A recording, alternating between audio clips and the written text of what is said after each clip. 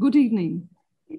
We welcome you all to the first Auroville webinar dedicated to the exploration of Sri Aurobindo's work and vision as we step towards his 150th birth anniversary. Thank you all for joining in such large numbers today. For those of you not familiar with him, here is a very brief glimpse. Sri Aurobindo, of course, is known as an evolutionary thinker, a philosopher, sage, poet. But he was also one of India's early revolutionaries who set India's freedom struggle on course with a call for complete freedom. He courted arrest twice for this and was about to be deported to the Andamans when he moved to Pondicherry. This began a very different spiritual chapter in his life and work. However, India and her struggle were never very far away.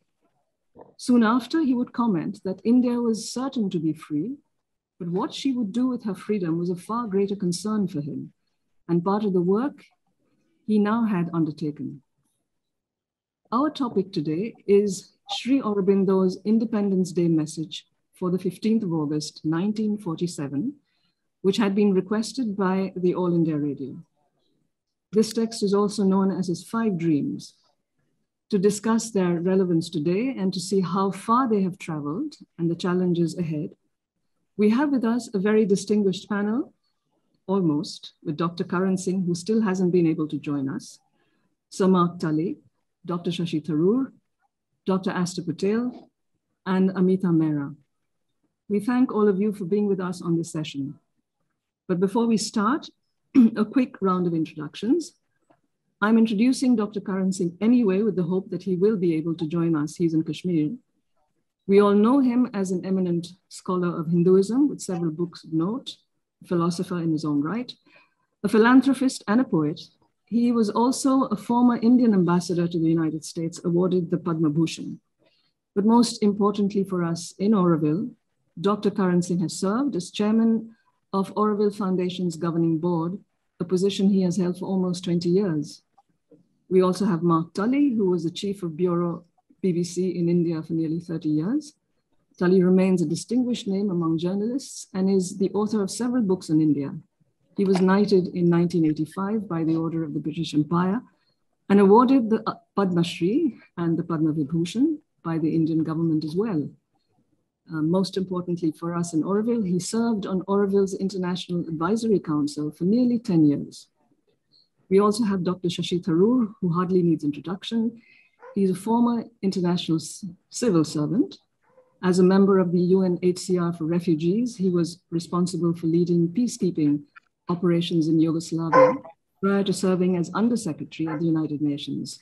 He's also a renowned author of books like An Era of Darkness, Why I Am a Hindu, The New World Disorder, and The Indian Imperative. He's also a well-known columnist with leading national and international papers and is a well-known public figure in India. Then we have Ameeta Mehra. Ameeta is a visionary and dynamic leader who heads the Gnostic Center in Delhi, dedicated to the work of Sri Aurobindo and the Mother with a very special emphasis on education. She went through an intensive study of integral yoga under the guidance of Dr. Nirod Baran, who was the literary secretary of Sri Aurobindo and has been one of the youngest serving members on Auroville's governing board. But additionally, she is also one of India's top horse breeders. And finally, Dr. Astor Patel, who grew up in the ashram in the presence of Sri Aurobindo and the Mother from childhood, did her thesis on Sri Aurobindo at the Sorbonne and was asked by the Mother to join Auroville. A well-known Sri Aurobindo scholar, she has held the Sri Aurobindo chair at the Banaras Hindu University and was also in charge of Bharat Nivas, which is the Pavilion of India in Auroville's international zone. She has been one of the longest serving members of Auroville's governing board. And finally, I am Anu Majumdar, a longtime resident of Auroville, a writer among a few other things, and currently member of Auroville's working committee and of the 150th year team. This evening session will run as follows. Each of our panelists is invited to share opening comments on the topic for about 5 minutes, with the exception of Dr. Astor Patel, from whom we will play a recorded video. Following that, there will be a round of questions for the next 20 to 30 minutes, And the last 10 minutes, we will take questions from the audience. So over to you now, Mark Tully, in the absence of Dr. Karan Singh. Do you want me to start then? Yes, please start. Yeah, okay. Well, in the rereading the 5 dreams of Sri Aurobindo to prepare for this webinar, the thing that struck me most was the emphasis on unity, the importance of unity. And the first thought, of course, concerned the unity, the first dream concerned the unity of Hindus and Muslims. And that's not surprising considering the time when the dream was broadcast, which was the day before the partition actually took place. And Sri Aurobindo emphasized the essential nature of bringing Hindus and Muslims together. And he talked about India not being a complete union until that was done. And I think it's something to learn today that what Sri Aurobindo said then is something that we still need to work on. And we need to ask that question, is India a complete union yet regularly to keep the issue in mind? The third dream was the unification of the human world, which Sri Aurobindo thought was underway. And he said very strong language, only human imbecility, stupidity, and selfishness can prevent it. And for now, in these present times, there are 2 glaring examples of the lack of world union and the need for it in COVID and climate change. And climate change, I think, brings us very much to what Sri Aurobindo talks about, the fundamental, India's fundamental respect for unity, and particularly the unity of humanity and nature. And in Tagore said that the fundamental unity of creation was part of Indian and central part of Indian thought. And in fact, he said it was India's life object to achieve this great harmony in feeling and in action. And I think this fundamental understanding of the unity of humanity and nature is absolutely essential if we're going to solve the problems of COVID and, of course, of climate change. And then there's a question of the spiritual gift of India, which Sri Aurobindo raises. And here, I think it's tremendously important not to consider this in any triumphal terms or anything like that. Clearly, Sri Aurobindo thought that there was a great deal that India could teach the world and the world could learn. But he didn't see it in any sense in terms of the Vishwa Jagat or Guru Jagat or India's century or anything like that. Rather the reverse. He saw it very importantly, I believe, as the coming together of all religions into the universal religion. And I sincerely believe one of the most essential searches which we have, if we are to recover a sense of the sacred, is to search for what is the universal basis of all religions and what could be the universal religion. So those were the thoughts I had when reading. And I think all the issues I've made are absolutely crucial today. And I'm sure that Sri Aurobindo would have a lot to say about them all. Very glad to see you.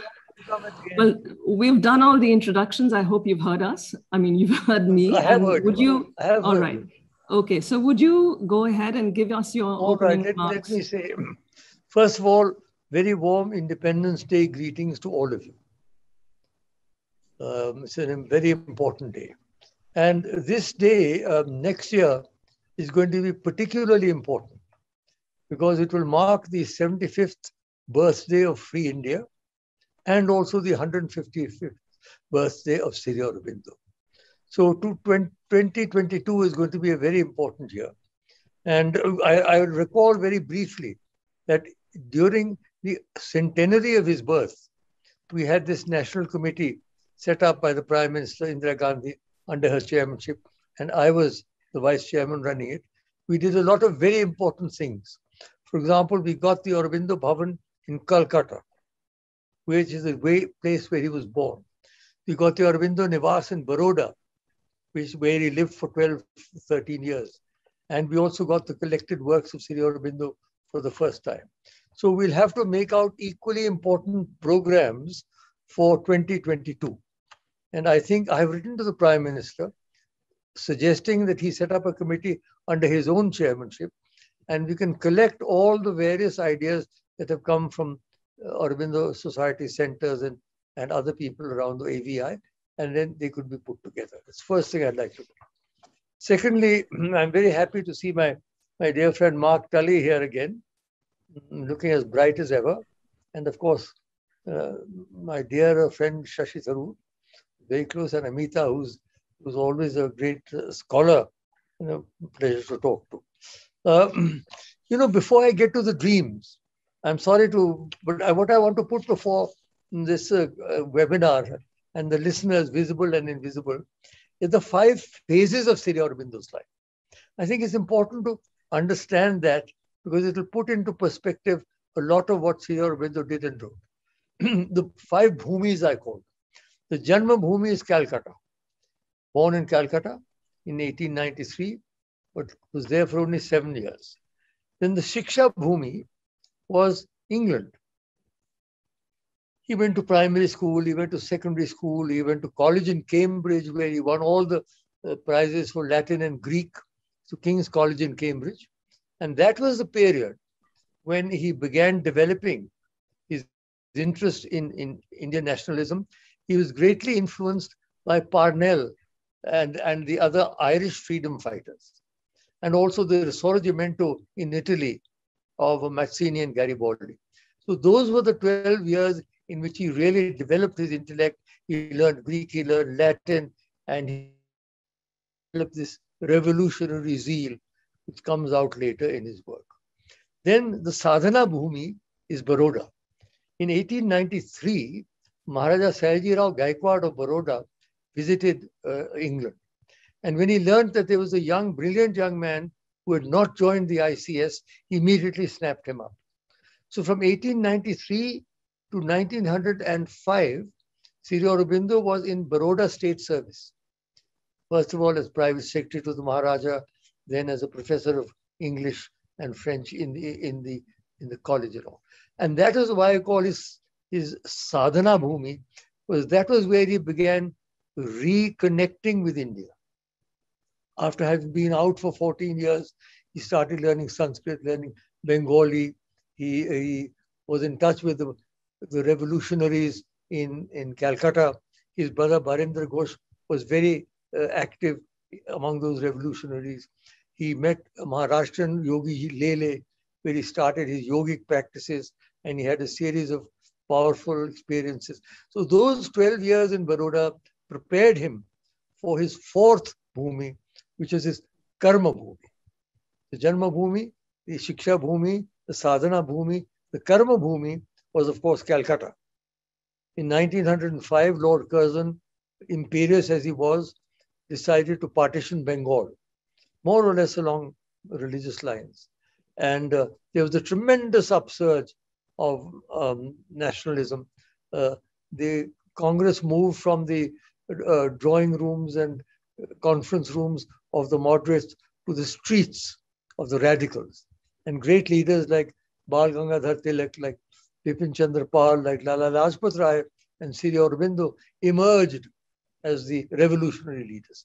And that was where Sri Aurobindo wrote his fantastic pieces in the Bande Mataram. Shashi, I don't know whether you've read them or not, but if you read them even today, your blood will race faster in your veins. What a mastery that man had over the English language.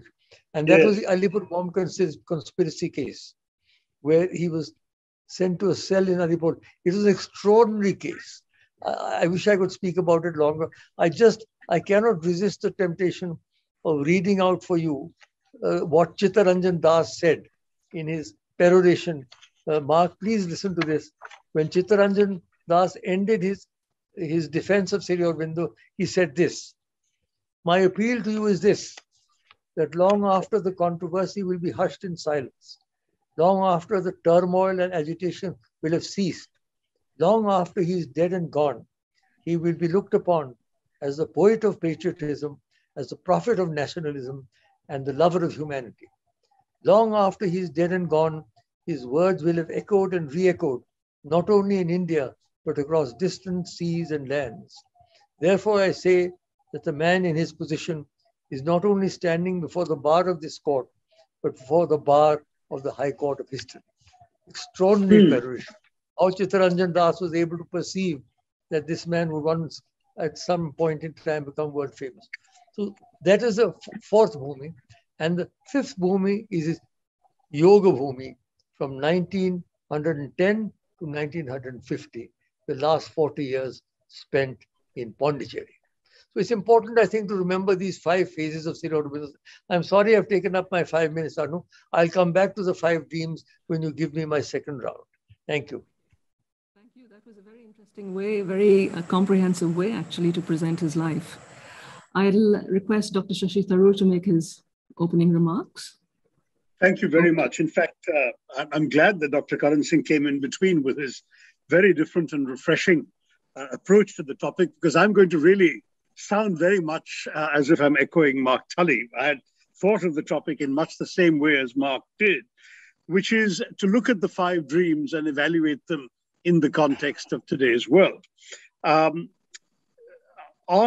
the question of the revolutionary movement that would create a free and united India, I would agree with Mark that the key question is the question of unity.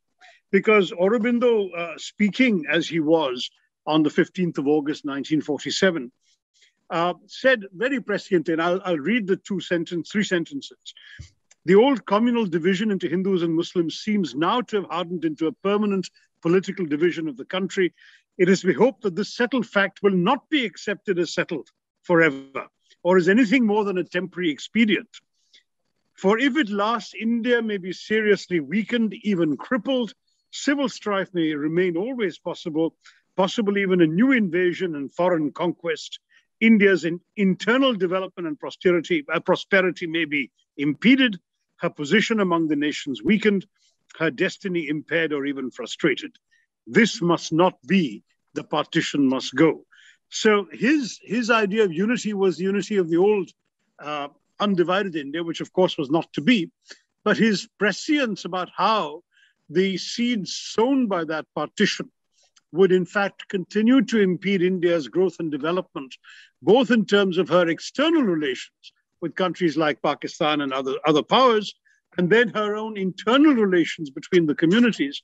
I think this is a very, very important dream that has not been fulfilled, that in fact, in many ways, his worst fears, his nightmares, if you like, instead of his dream, have been realized. On the second point, I'm a little more optimistic than Mark. I think the resurgence and liberation of the peoples of Asia and her return to her great role in the progress of human civilization, that has happened. I would argue that Asia has done remarkably well, better than anybody in 1947 could have dared predict. And certainly the prosperity of the vast majority of Asian countries is now simply a fact of life. And therefore, I would say that on that dream, Sri Aurobindo's dream has been fulfilled. The third one, however, the World Union, was actually predicated on the extinction of nationalism. I can go back to his actual speech. What does he say? He says, when he talks about the World Union, he says, nationalism will have fulfilled itself and lost its militancy, and would no longer find these things incompatible with self-preservation, the integrality of its outlook, a new spirit of oneness will take hold of the human race. Well, if there was briefly hope that that was happening, it has been snuffed out in recent years. And what we've seen for the last decade has been a rampant increase in nationalist sentiment in a number of countries, including some of the principal ones in the world, whether it is Donald Trump's America or Brexit Britain, or indeed Erdogan's Turkey and Modi's India. We have seen an increasing assertion of nationalism, which I think is at odds with what Sri Aurobindo had in mind when he expressed in his dream that there would be a fairer, brighter, and nobler life for all mankind. On the fourth point of the spiritual gift of India to the world, I'm of the view that he wasn't far off. I mean, he said that the spiritual gift has already begun. India's spirituality is entering Europe and America. This movement will grow. And amid disasters of the time, more and more eyes are turning towards it. In fact, 20, 25 years after Aurobindo spoke those words, that's precisely what was happening. Whether it was Maharishi Mahesh Yogi or all the other spiritual teachers achieving worldwide renown, whether the Beatles coming to India, or all of these, this awakening to Indian thought, Krishnamurti in California. There were so many Indian spiritual thinkers who became world famous and whose ideas acquired a certain degree of acceptance that had not been quite there before. And so I think Sri Aurobindo was right in saying that, because it certainly developed in exactly that direction. But when it comes to the final dream, a step in evolution, which would raise man to a higher and larger consciousness, I honestly believe that was idealistic even when he said it. He was speaking 2 years after the savagest of world wars, with the horrors of the Holocaust and Hiroshima available to the world. How on earth could one have seriously expected at that point human beings capable of a higher and larger consciousness? I think he was deliberately setting the bar high. He was reaching out to the stars because that was his intellect, his mind, his consciousness. And he admitted in that particular dream, he said, this is still a personal hope and an idea, an ideal which has begun to take hold both in India and in the West on forward-looking minds. How many forward-looking minds there were is a matter for debate, in my view. Because the truth is that he himself acknowledged when he talked about that dream that the difficulties in the way are more formidable than in any other field of endeavor. And then he said, but difficulties were made to be overcome, and if the supreme will is there, they will be overcome. Well, supreme will is there at one abstract level, but has it taken hold of the consciousness of humanity? I think very far from it. The world has become, if anything, more materialistic, more technologically minded, and less spiritual. And certainly the question of a higher and larger consciousness that he spoke about, I would contest if that's feasible. I would say that his 5 dreams are extraordinarily important lodestars, but I would argue that there's still a great distance to go before Sri Aurobindo's vision of the world as reflected in those dreams is brought close enough for us to see them as realistic. And then if you look at nuts and bolts things, nationalism is far from what he wanted. The question of the spiritual power being a powerful motivational force and a potent way of thinking about India's role in the world, I think seems much less credible, even though I would agree that the common actions that Sri Aurobindo called for are exemplified by the increased international cooperation, which certainly could not have been predicted by a lesser mind in 1947. In fact, I was reminded of Jawaharlal Nehru saying at the Tryst with Destiny speech the very same night that his dreams were not just for India, but for the world as a whole. And I think in many ways, the two of them both thought beyond the immediate realities to dream big. Neither of them could have been totally happy with the way in which their hopes have played out. But I think both of them really have articulated a vision that's worth aspiring to. So I'll end, I think, by saying that there's a great deal more that we need to learn from Sri Aurobindo. And if there is a quote of his that I would turn to when he speaks about India I read it with a certain sense of almost regret that we are so far from that. He speaks of India and says, she does not rise as others do for herself, or when she is strong to trample on the weak. She is rising to shed the eternal light entrusted to her over the world. India has always existed for humanity and not for herself. And it is for humanity and not for herself that she must be free. That is an aspiration that certainly I know Dr. Karan Singh shares, that I admire, wish we could fulfill. But I think we will all of us on this panel will have to admit that we're still a long way from fulfilling that dream of Sri Aurobindo's. Thank you very much. Thank you, Dr. Shashi Tharoor. That was actually what you just quoted was when he had stepped out of jail after 1 year, Alipur jail, after being, incarcerated there for the Alipur bomb case and was released. And this was a famous Uttarpara speech. And that was already, I think, before his Pondicherry days. So, Ameeta, over to you. Let's see where you take this. Very good evening. Yes, I have listened closely to the three esteemed speakers, and no doubt that reality as it's staring us today is rather bleak. There is all around us, especially those who are so deeply caught in public life, politics, and have their nose right up against the glass, find it extremely difficult to see how things are going to change. And we have, we have this particular way of looking at reality as a glass half empty or a half full.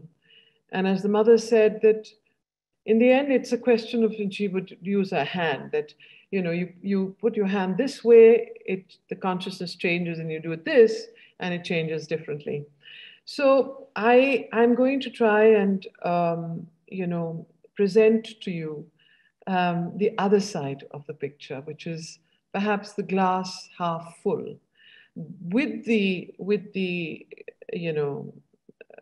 caution that it is half full. I think for me, the important things that stand out in the 5 dreams that Sri Aurobindo wrote and which he broadcast on the eve of independence is how do we achieve unity? I mean, the speakers before me talked about not just freedom, but unity. The partition of now, of course, not only India and Pakistan, but also Bangladesh, which happened after 1947. And we all know the spiritual map of India that the mother has put in the playground. So how do we achieve unity is the one question. The second, which I'm going to talk about, the other one is India's role in Asia's resurgence and the importance of the Council of Nations, the UN, the United Nations, and the fact that India needs to have a permanent place on it, which we don't have. But that is an important point. Then the European Union, the World Union, which Aurobindo spoke of, which was his 3rd dream, and how that is manifesting since he wrote it in 1947, with things like the European Union, SARC becoming extremely important, and of course the Berlin Wall, which nobody thought would ever fall, and bringing 2 peoples that were so disparate and would not have otherwise come together in a moment of history to come together. And then the voluntary fusion of cultures, which he mentions in the 3rd dream, which is definitely taking place today with internationalism being far more rampant, people from different cultures and religions and different countries commingling, living at the boundaries of nations becoming more porous, with of course some backlashes that are inevitable, because evolution doesn't always go in a straight line. Sri Aurobindo's very, very well-known evolutionary theory, he says evolution is a spiral. And every time we want to go up, we have to go down to go up. So it's a staircase that is a spiraling one. And I see, some of the things that Mr. Tharoor mentioned, the rise of certain, nationalistic feelings in Trump's America and in other places of the world, and also in some rabid forms in our own country. I feel that all these are manifestations that have to rise up to be cleansed. And if we are to take the next step, we need to be able to see it. We need to be able to deal with it. And we can't just brush it under the carpet, because if we do that, it will take its vengeance. So it's like a disease that needs to be, you have to go through it. You've got to get well. And to get well, you've got to go through the whole pang and the pain of the disease. I see in these movements that are going on in the world presently, especially some of the darker ones, a beacon of light towards a kind of manifestation of these forces which are rising up in our world, in our societies, for us to be able to grapple with them, and for a certain resolution to come about, which can only come about if they are not suppressed and underlying, but actually rise up to be dealt with. Now, the fourth dream, the spiritual, actually there's one thing that I find the most important in the 5 dreams, and I want to mention that. It's written in the 3rd dream, where Sri Aurobindo sort of gives a prophecy. It's a very prophetic statement. He says, a new spirit of oneness shall take hold of the human race. Now this particular sentence, a new spirit of oneness shall take hold of the human race. How are we to take that? Are we to take that as something that he was hoping for, or something that will happen, or something that is in the process of taking place? My own optimistic, faithful stand is that this is happening. It has not happened as yet, but there are so many movements, often catastrophic, often disastrous, often dark and bleak, that are pushing us towards this particular movement of oneness of the globe. The very same things that Mark spoke of, COVID, that we spoke of in terms of climate change. I mean, do we have a choice today? Does the earth have a choice? Are we not being pushed into taking action on it? Of course, the more forward-looking minds would want the action to be taken immediately, and we are amongst those minds here. But let me tell you that the whole of humanity has to wake up, not just us, and not just a few. And the only way sometimes that nature finds to do that is through adverse means. As Sri Aurobindo says in his epic Savitri, he says, pain is the hammer of God to chisel man into greatness. Pain is the hammer. So the pain that we're going through with COVID, the pain that we're going through on our earth, the pain that we are experiencing and we are feeling, that is what is going to push us to come together, is what Sri Aurobindo sort of also indicates in these 5 dreams. He says a catastrophe could take place, but he says, I hope it doesn't. But I think small catastrophes are taking place. The 4th dream, I just want to mention just 2 words there, psychic and spiritual practice in the spiritual gift of India. Of course, India has to first become one and united before she can give any gift to anyone.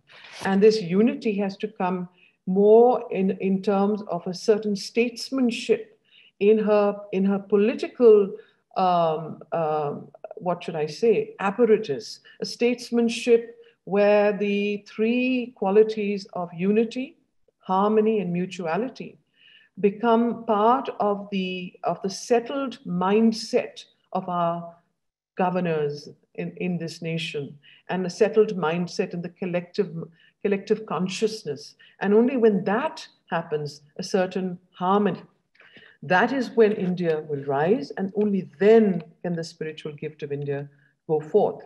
In the meanwhile, of course, there are, of course, the great Sanatan Dharma, the spiritual yoga practices that are already all over the world. But I'm talking about her being the leader of the spiritual march.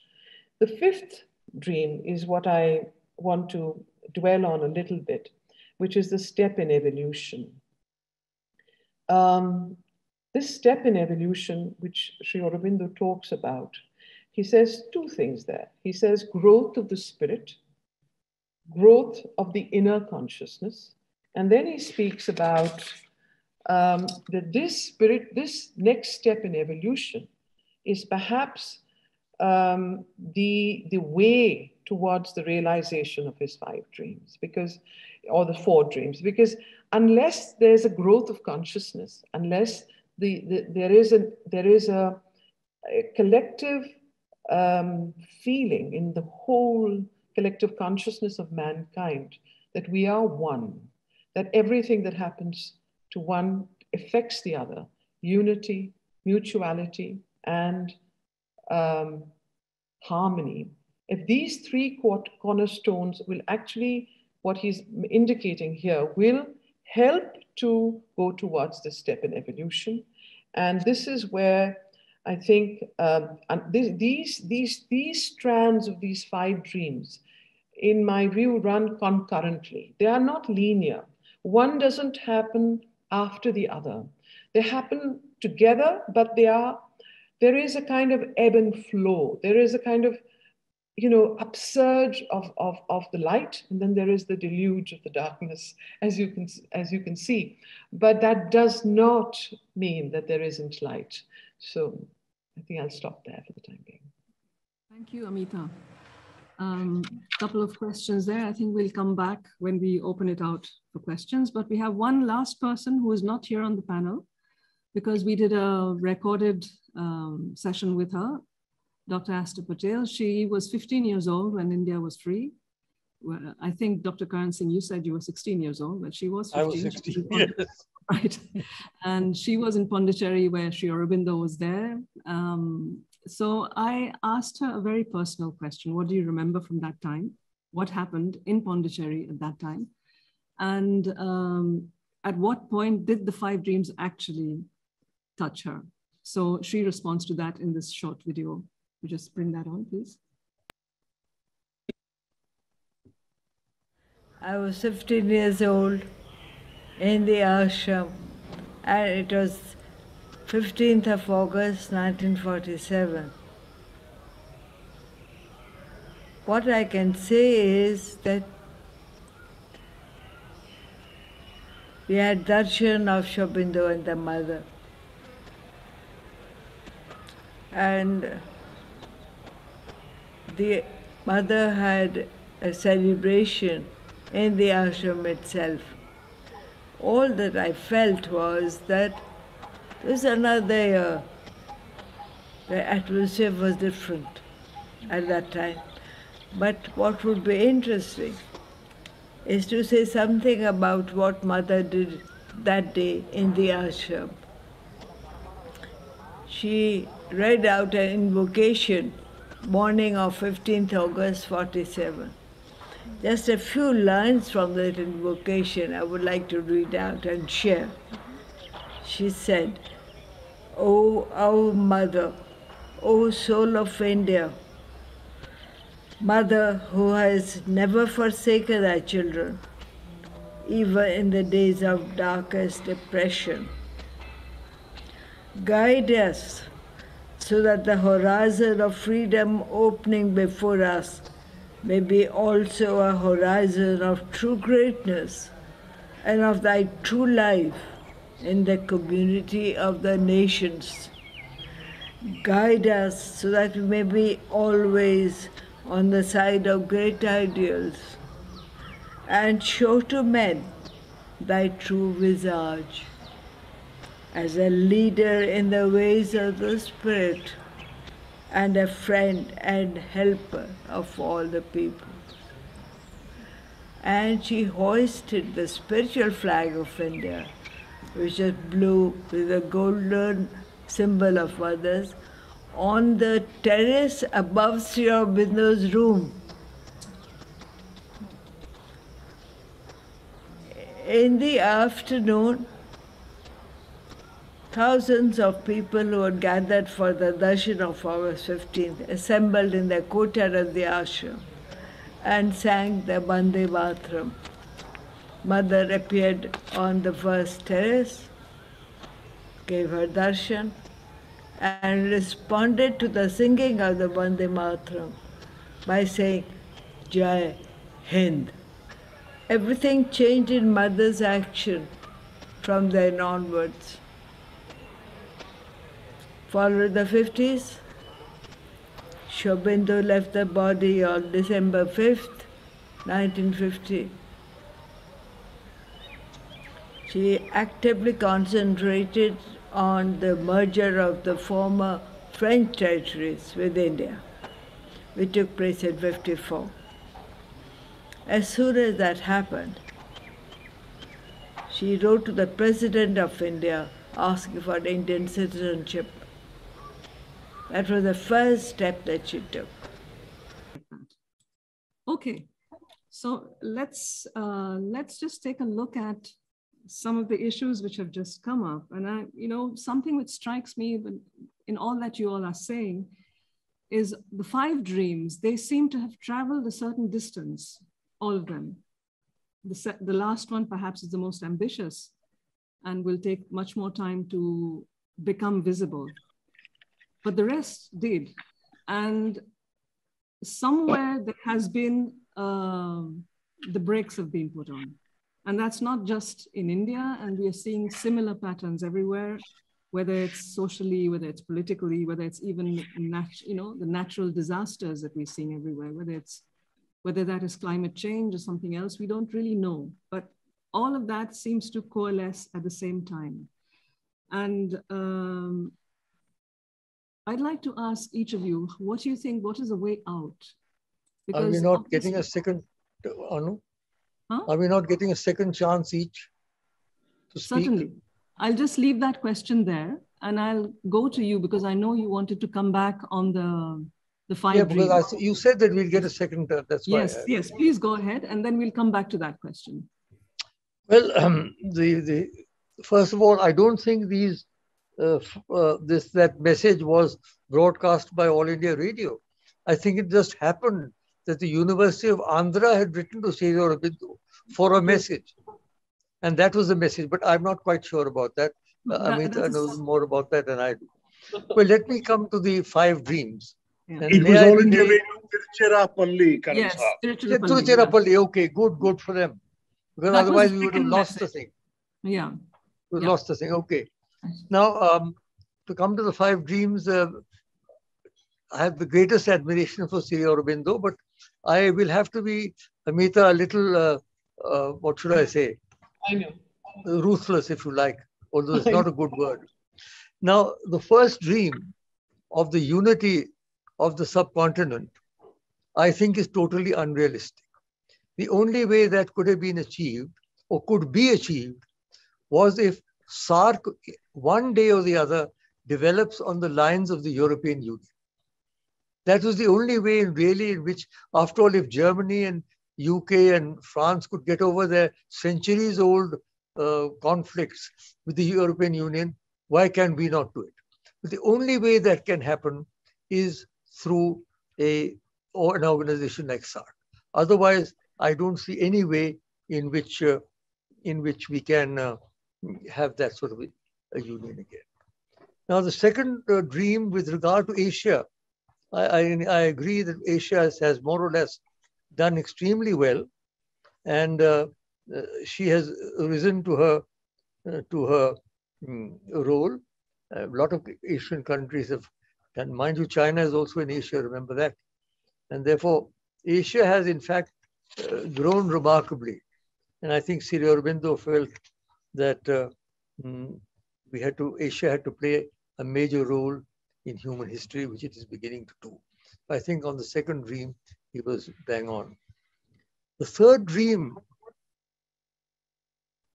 the third dream of a world union, which was a lovely, lovely idea. I'm afraid, again, seems to be, what is happening, in fact, is a reversal. I mean, nationalism has turned out to be much more resilient and much more powerful than we had thought. I mean, even Sri Aurobindo, who was the prophet of Indian nationalism, which is the name of my book, and Gurudev Rabindranath Tagore, both of them rose above nationalism towards the end. But we find that nationalisms are getting more and more entrenched. And so there are movements, of course. For example, the environmental movement is global. The interfaith movement, which I am involved, is global. There are lots of movements like that, which are global. But the idea that nationalism would be finally overcome is still a long way away. We can certainly hope that that will happen one day. In the third dream, there is a sentence which not very many people mention. A catastrophe may intervene and interrupt or destroy what is being done. I've always felt an ominous sort of prophecy in these words. What is this catastrophe? Global change, climate change is a catastrophe. Maybe that's a prolonged catastrophe. Will there be a more immediate catastrophe? What will happen? So we have to be very, very cautious. I think the best we can do is to try and strengthen these global movements, whether it is Rotary, whether it is these global organizations, global movements, to counteract the reversal to very, very aggressive nationalisms around the world. The fourth dream, he is absolutely correct. He has not mentioned Vivekananda, but I will mention Vivekananda. He was the one who spearheaded the entree of Indian thought into the West. Sri Aurobindo himself was a great admirer of Swami Vivekananda. In fact, he has recorded that when he was in Alipur jail, he heard the voice of Aurobindo guiding him for 15 days in the yoga. So Vivekananda was the one who started it.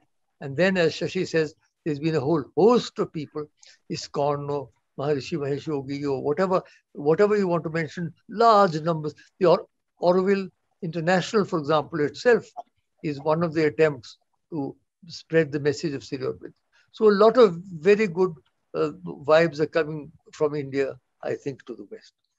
Now the last one is, I think Ameeta is probably more spiritually advanced than I am, so she may have touched the supramental. I regret that I have not yet been able to do that. And Sri Aurobindo himself says that this is going to be very, very difficult. It remains his personal hope, as Shashi has said. And he said it very clearly. He didn't say that this was going to be the universal religion or something. It's his personal hope. But we must strive for the personal hope all the time, even though it may be very difficult to achieve.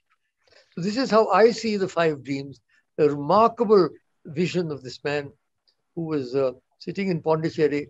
And one interesting thing I'd like to say, Shashi, remember this. Only one of the 5 dreams are concerned with this supramental. The rest are all concerned very much with what is happening. You see, what has happened is his stature as a yogi has tended to overshadow his continuing interest in politics and in world affairs. The same thing happened with Gurudev. His stature as a poet has overshadowed his excellent writings. His Religion of Man, for example, is one of the finest series of lectures.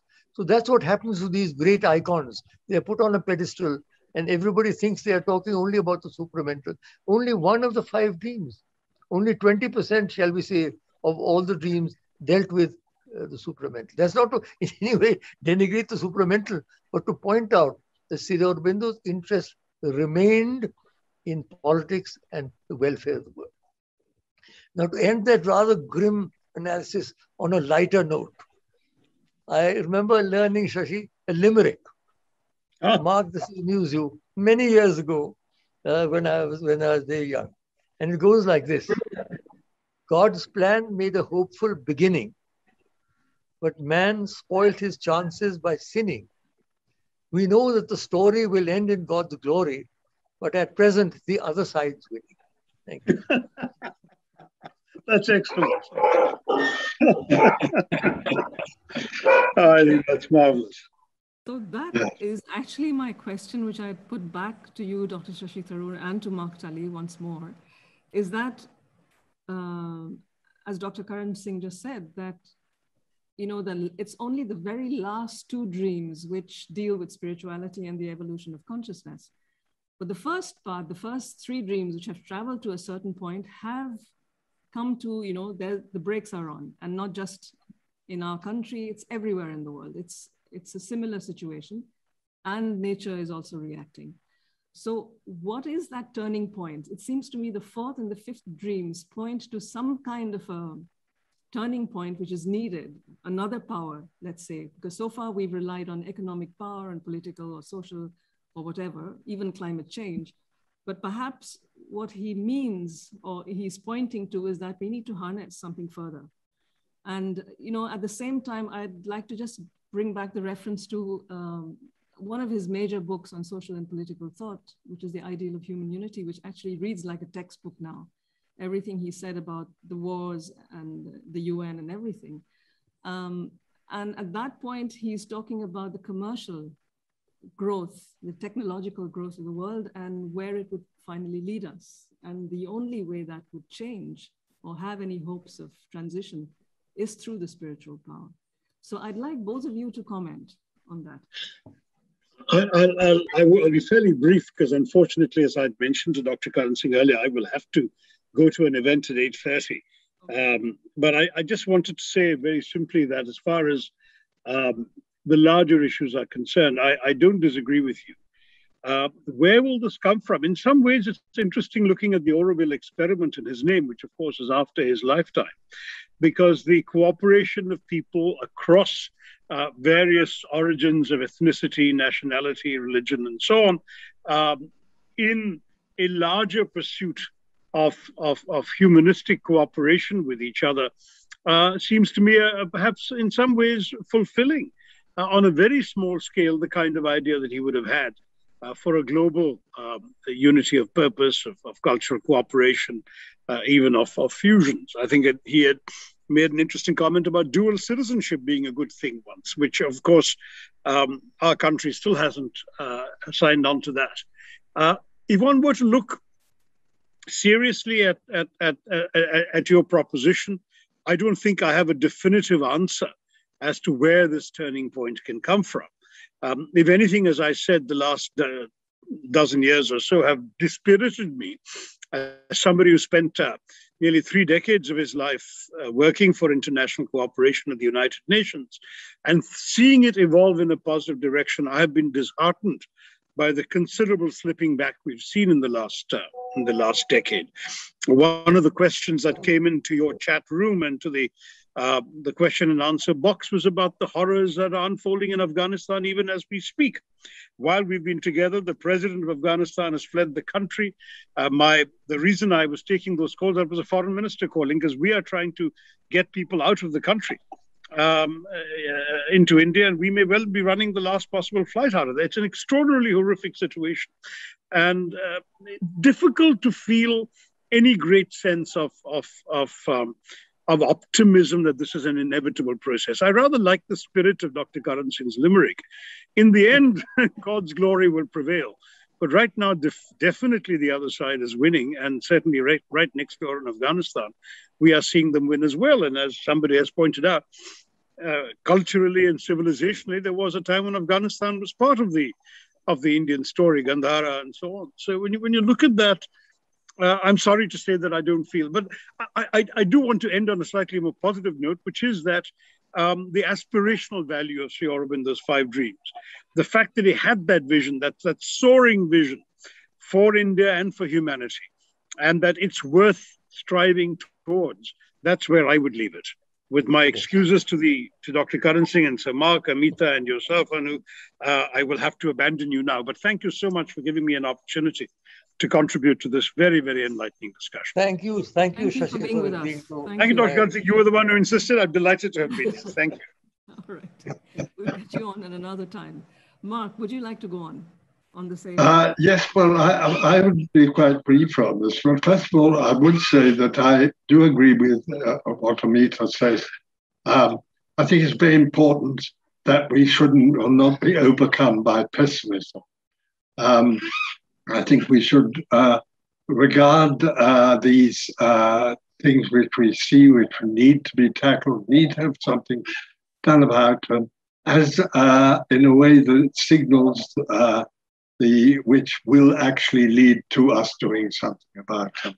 And I think the most important turning point, most important, I think it's not the right way to put it. I think a crucial turning point could be coming with climate change, because every time you switch on a television set, you see fires raging everywhere, for instance, right at the moment.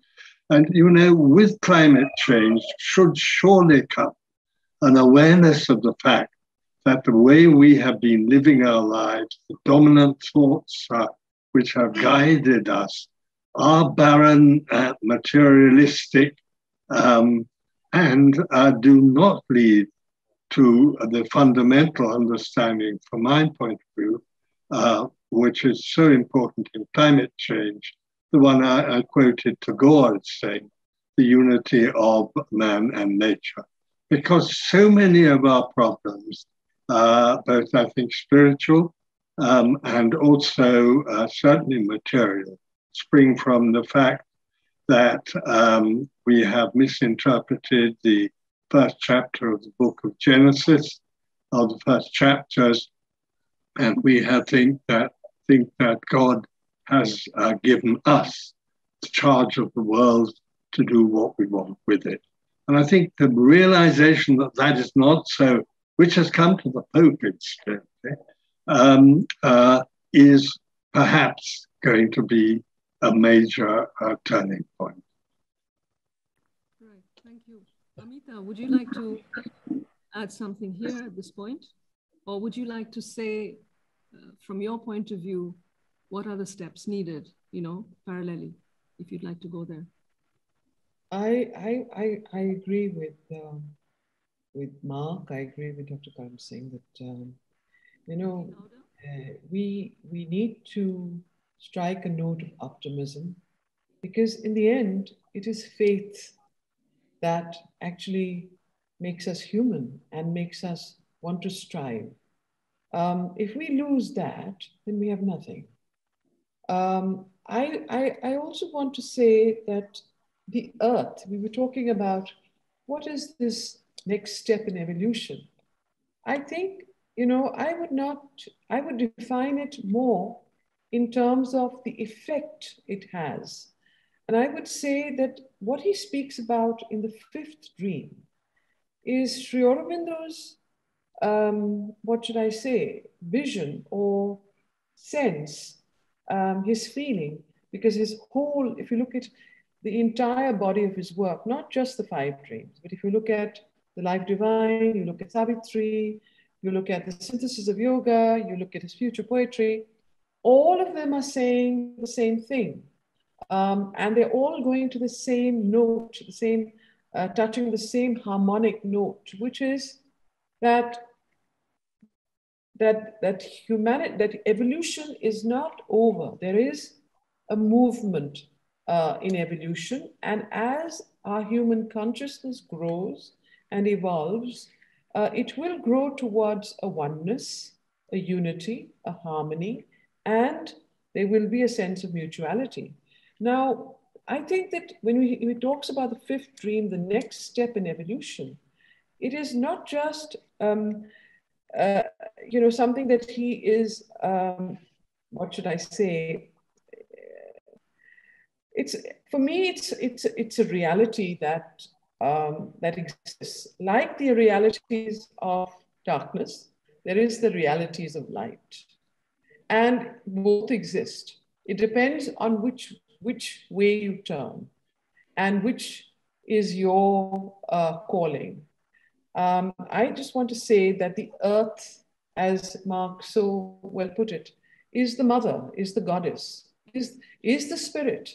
And it is the earth that is now calling us through her agony of and her climate change. So wherever we look, whether it's matter, it's material life, it's technology, it's bringing us together. Today we're having a Zoom conference with Dr. Karan Singh in Srinagar, and everywhere, and the US and the whole world is coming together. I can't see how we're going to escape this spirit of oneness. And I believe that it is already taking hold of the human race. But I also think that we have a long way to go in terms of the road that we have to take for its full realization. Its fruition will take time, but I think its movement has certainly begun. I know I have a small point to make, if I may. Yeah. If we look at the Atharva Veda, the hymn to the earth, the Bhumi Suktam, there are 72 verses there which contain the most integrated and holistic approach to the environment that you can find anywhere in the world. So in our culture, we have this background of the great Vedic vision of the earth as the mother, as a living organism who is worshipped. That's why before we do any building, we do a Bhumi Pujan. We worship the earth before we put anything on it.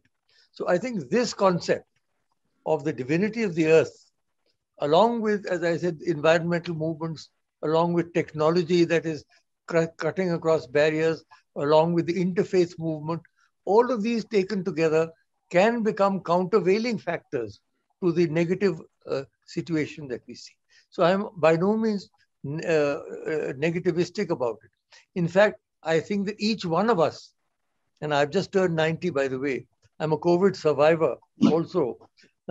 Each one of us has got to strive in our own way, in our own consciousness, to bring down that light or to achieve that light. I would say to rise to it rather than bring down.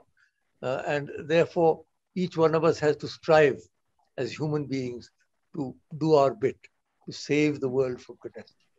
Absolutely. Well, for I just say one brief thing.